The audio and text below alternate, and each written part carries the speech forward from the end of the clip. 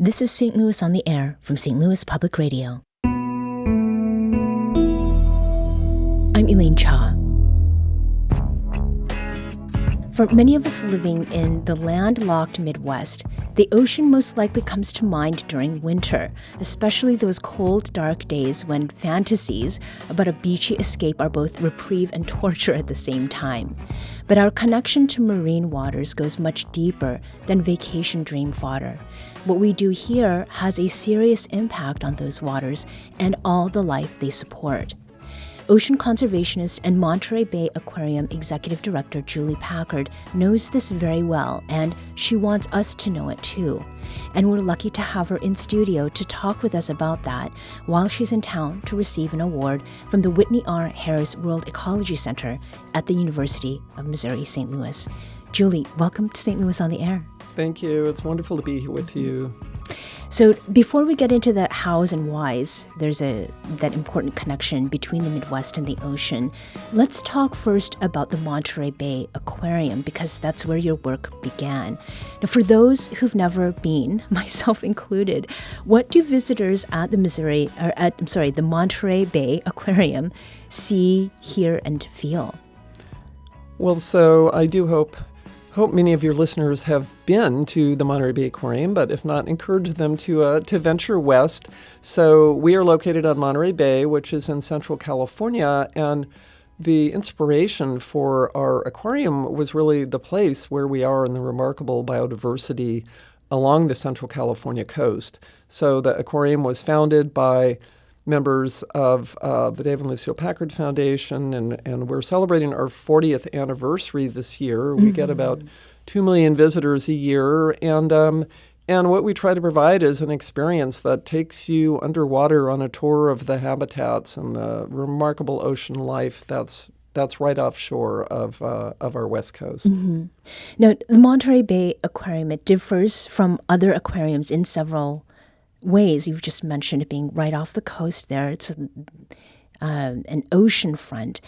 But another way is that it has evolved over time, moving from a focus on experience and awareness to advocacy for action. And its mission today is to inspire conservation of the ocean. Julie, what makes that more than merely interesting, but rather, vital or critical? Well, of course, I think society, including scientists like myself, used to think of the ocean as so vast we couldn't possibly have an impact on it, and we treated it as such.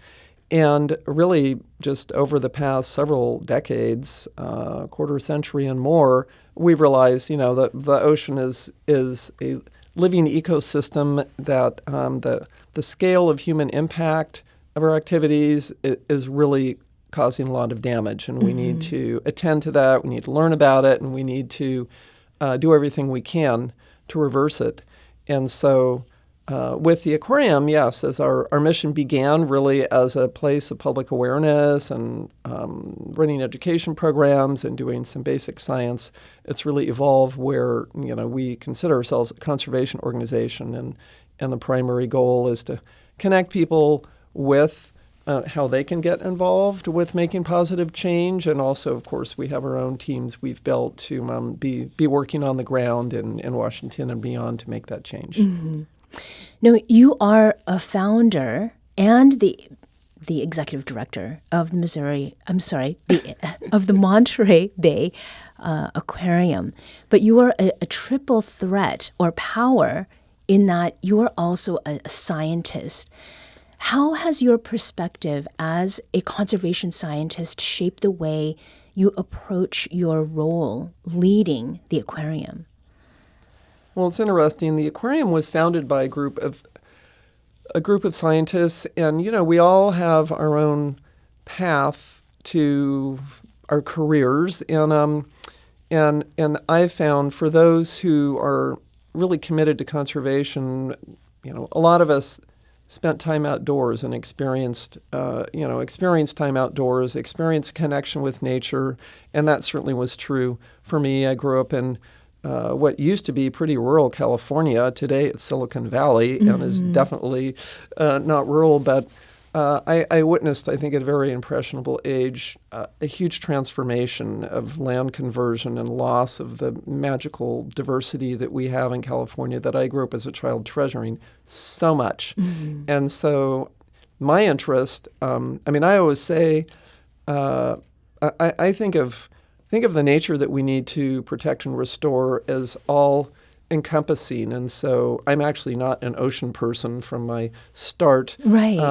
I kind of ventured into it because it's all connected, and the environmental movement has come so far, starting pretty much in the 70s, in building awareness and action around terrestrial environments, but really we're just catching up in terms of the ocean, and we need to think of it all together, and the ocean, of course, we now, over the past few decades, we can see actual changes from human impact. So scientists, even that used to be just discovering new species, and there's so much we don't know about the ocean. Yes. It's so vast that there's a lot of really cool discovery science to still go on, but pretty much everyone also is, and generally this is true with students at all the universities, including here now, they want to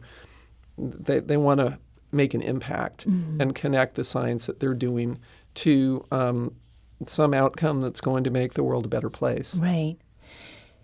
Julie, was the evolution of the aquarium and all that you've described, that evolution into an institution that is dedicated to conservation, was that a natural outgrowth of what you and fellow scientists were finding? Or was there some other way that happened? Well, I, as the leader we're celebrating our 40th anniversary this year. So as the executive director over all that time, and because my passion, I was always driven by conservation action and environmental science and the public, the need to motivate the public first and foremost. So, of course, like with any institution, a lot has to do with leadership.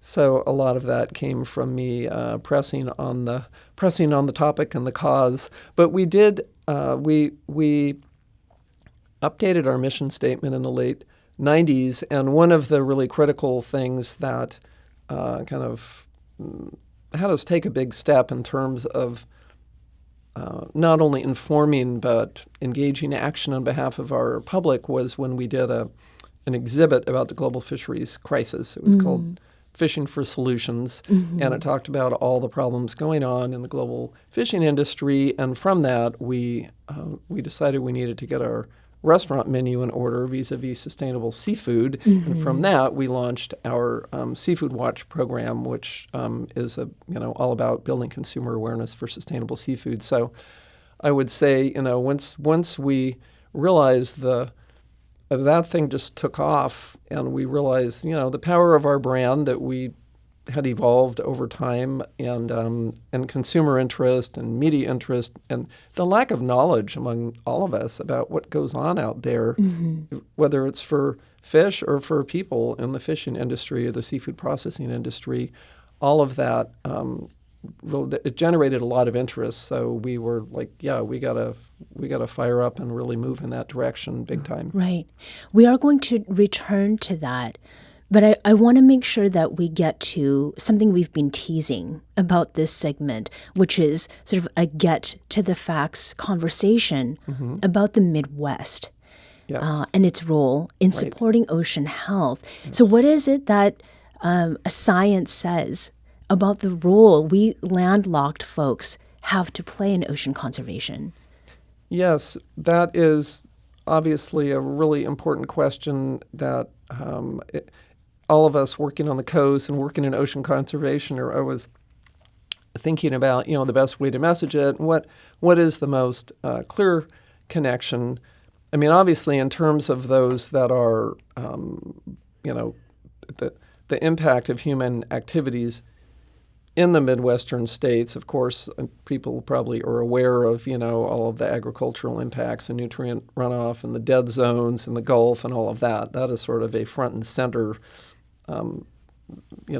implication. But as you say, if you don't live there, you're not going to see it. Right. And so I think, the one sort of mother of all conservation threats, of course, is global climate change and turning that around. And so I really try to focus on that because all of us, every single one of us, has an impact on our ability to make progress on that. And of course, that does manifest in manifests in people's lives, whether it's the crazy weather that we've been having or the rising temperatures and more, scientists are telling us that, this is no surprise. The ocean is a driving piece of our climate system, and having a healthy ocean it's our best defense against damaging climate change. The oceans have absorbed 90% of the heat produced since the Industrial Revolution out of our atmosphere. That's huge. And they absorb a huge amount of CO2, the plant life in the ocean, huge amount of CO2. And so that requires a living ocean, not a dead ocean. That's kind of putting it in sort of a crass way. But so all of us have a stake. Our lives depend on a living, healthy ocean. Now, we always can use more help in how to message that in a way that it's really meaningful. But the other way in which people, and this does kind of link back to the seafood question, some of the issues that we're working on from consumer awareness affect everyone living in this country and do have a big impact. That we can talk more about the sustainable seafood aspect and all the seafood we consume and how to make that happen in a better way.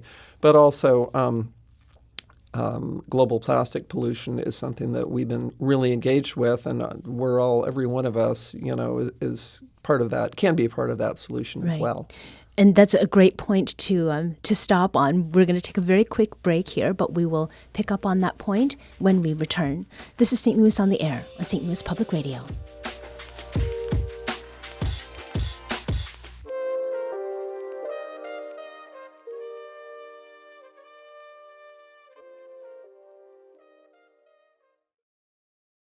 Support comes from the Missouri Forest Products Association, saluting Earth Day on April 22nd with an ongoing commitment to help offset carbon emissions with sustainable harvesting of Missouri forests. Details at choosewood.com. Welcome back. Before the break, we were talking about the role Midwesterners play in ocean conservation and a little bit about the way that you approach getting people who don't live anywhere near an ocean to see themselves as integral to conservation efforts. And you touched upon both plastic waste and some things that pertain to food. Let's start with the plastic waste first, because earlier today, St. Louis City SC, that's our Major League Soccer team here, sent out a notification about the opportunity to buy the Adidas One Planet pre-match jersey that's made from recycled ocean plastics. Julie, how much do things like this matter when it comes to raising awareness and some support for ocean conservation? That example, I would say, it's a great example of raising awareness. Love that part. But creating things from recycled ocean plastic is, it's not going to solve the problem. So while I applaud it, we are actually working to get away from that approach somewhat in our stores, in our retail operations at the Monterey Bay Aquarium. And really, when it comes to plastic pollution, the U.S. is a big factor in that. And we're the biggest producer of plastic. We supply the world with a lot of plastic, and the solution is really, it needs to happen by, reducing it at the source. Mm-hmm. And so, and I think the public, it was a big eye-opener when news got out that, all this plastic we were quote-unquote recycling, it's being shipped to China, and they don't want it anymore, never mind whether it actually was being recycled and repurposed. It's very hard to actually recycle and repurpose plastic at scale. And really, the solution everyone wants to be moving toward is let's reduce the production and use of the single-use plastic. Obviously, plastic is an incredibly valuable material for biomedical and a lot of other purposes. Right. But and also really all of these alternatives that people are developing, that's going to be a long road. So a lot of exciting work is happening right now to move forward on this problem. The main thing that actually our team at the aquarium is involved with is this UN Global Plastic Treaty, which is supposed to be it's aiming toward a binding agreement among nations to end global plastic pollution by 2040, I think the date is. And it's on a very accelerated time frame. Sure.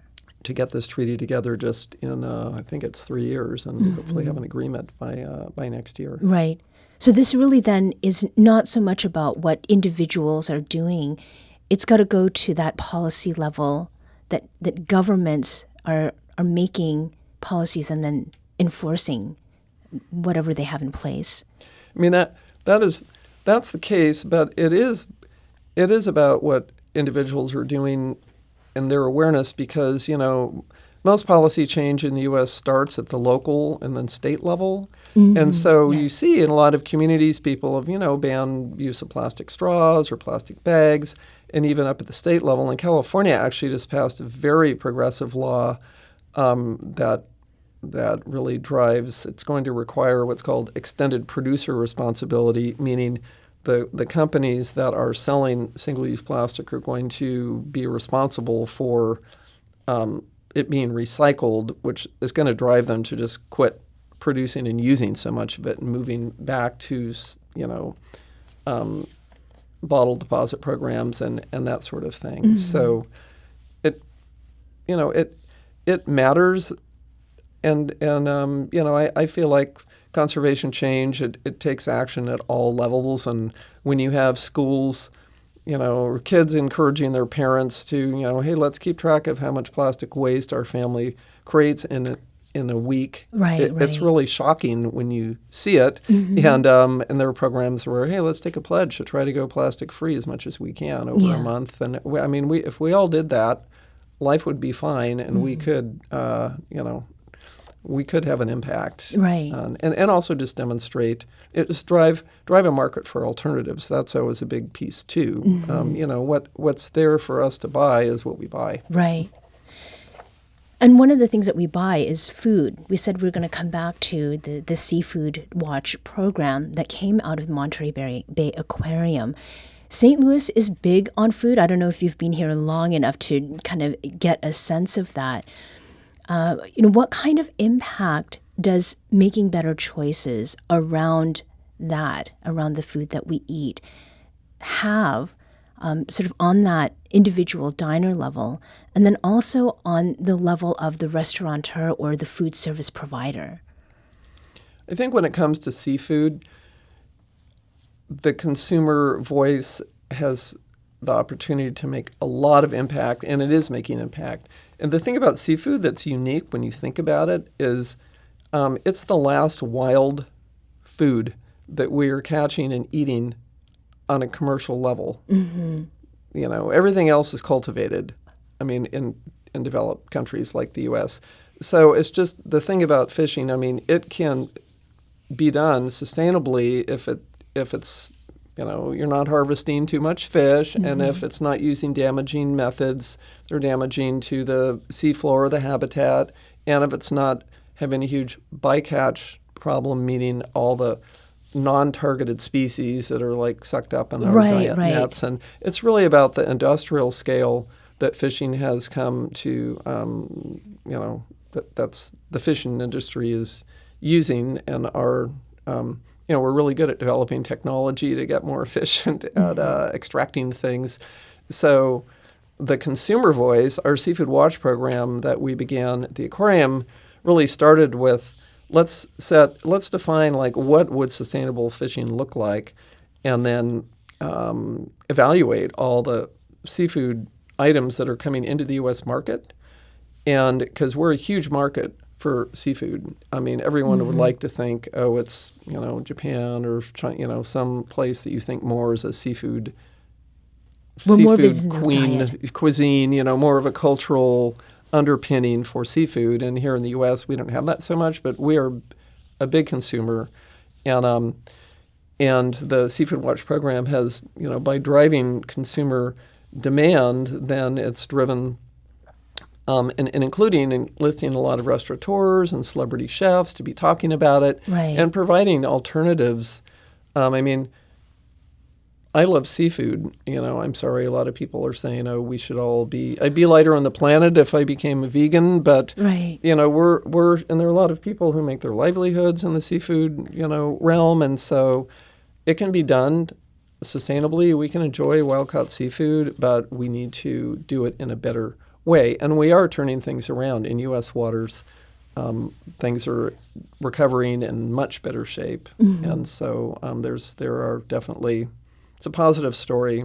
The other element that's really growing very fast is aquaculture, and so farm seafood has a lot of its own issues, and we're working again to define sustainability standards and work with some of those enterprises to reduce their antibiotic use and other things that need to change. Yeah. We've actually talked on this program about a local shrimp farm. Oh, okay. Yeah. So as far as aquaculture goes, that is definitely happening here in the Midwest as well. Yeah. Well, and a shrimp farm here is, maybe I'm speaking out of school because I'm not that familiar with inland aquaculture, but a shrimp farm here likely, if you have water, it's likely to be pretty benign, on the natural environment. Right. The most of the shrimp we import here, and most of the shrimp Americans eat is imported, and it's imported from nations around the world that are doing shrimp farming often in too intensive a way, or they've cut down mangrove forests to make for that, and it's a really important source of livelihood. And so, and actually, we're working in Vietnam in a big area of the Mekong Delta where we're working with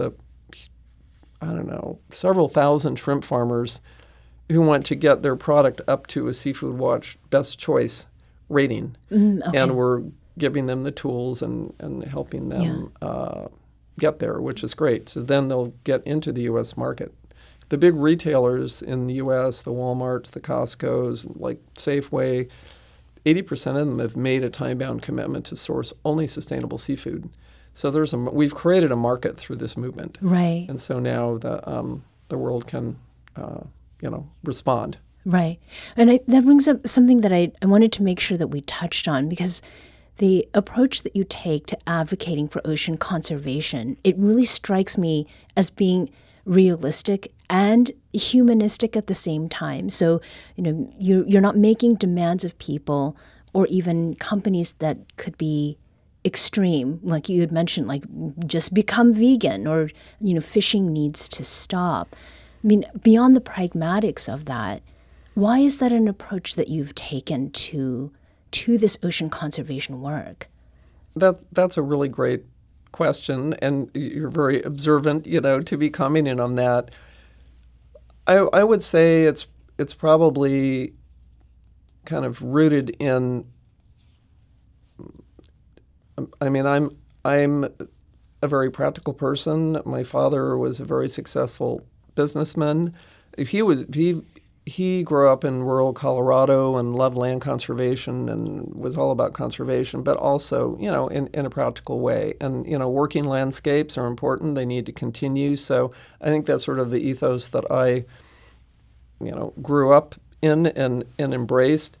And, I believe we need all the approaches there. I think of it like it's an ecosystem of all the nonprofit advocacy organizations. You've got ones that are boycotting and protesting, and you've got ones that are like really working closely with business. But I just believe to make change on these issues, you have to develop a trusting, positive relationship with business, because they're the ones that are, if you can help them change and still be successful, you'll get there. Otherwise, business needs to continue. People need jobs. We need to eat. I'm just practical about it. Yeah. So stories are something that we like to talk about on this show.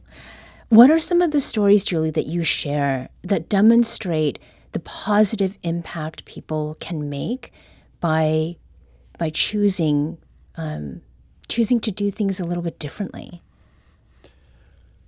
Well, I have many examples. I would say, a lot of this policy change that I've spoken of, where we have, a state like California passing a bill to, ban, single-use plastic moving forward. All of those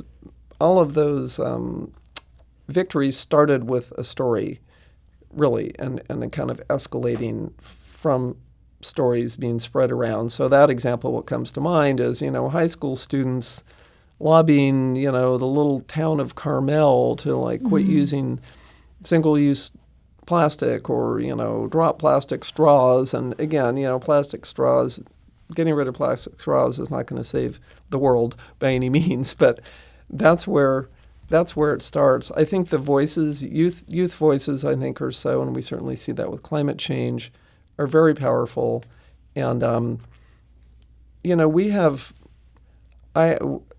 families coming to the aquarium that I remember one of the most powerful moments for me was, walking out on her deck and opening the door for a woman and her daughter, and she was like, my daughter's never seen the ocean. Mm-hmm. And then this kid could be living 20 minutes away in the Central Valley or an agricultural community. Right. I mean, there's a massive socioeconomic divide going on in our country, and I think especially in California. So those stories are really impactful, and just raising awareness person by person. Yeah.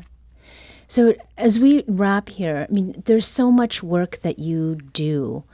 Some of it is going to include, traveling to the UN Global Plastics Treaty negotiations in Ottawa, Canada, later this month. What is it that you do, though, when the work is sort of tiring you out? And going back to the beginning, where or what is your Monterey Bay Aquarium sort of happy place for refilling your energy or your inspiration tank? Yeah, we all need that, especially in these times, right?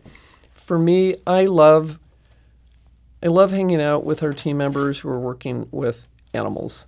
And I love walking out in the building and someone will tell me a story of some, I don't even know what, a juvenile sea bass or something that they just got, and they're so excited to see it, and just the excitement of connecting with animals, and the empathy and love of animals and of nature that we all share. That gives me that's refreshing. And of course, it's such a privilege to be able to go out in the aquarium when it's packed with people. We could have 10,000 people on a summer day, and just all these families just having a great time, and each of them is interpreting their experience in a completely different way, and that's fine. That's fine.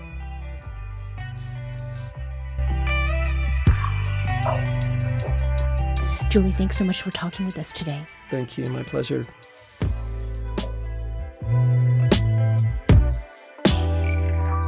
This episode was produced by Elaine Shaw. Audio engineering and podcast design by Aaron Dorr. Our executive producer is Alex Hoyer. St. Louis on the Air is a production of St. Louis Public Radio. Understanding starts here.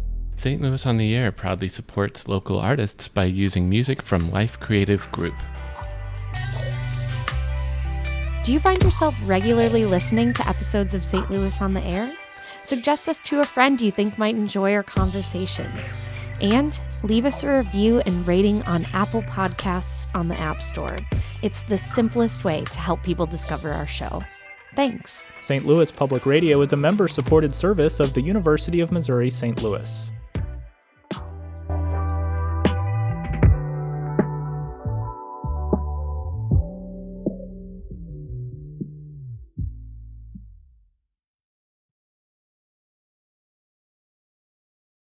Support comes from the Missouri Forest Products Association, saluting Earth Day on April 22nd with an ongoing commitment to help offset carbon emissions with sustainable harvesting of Missouri forests.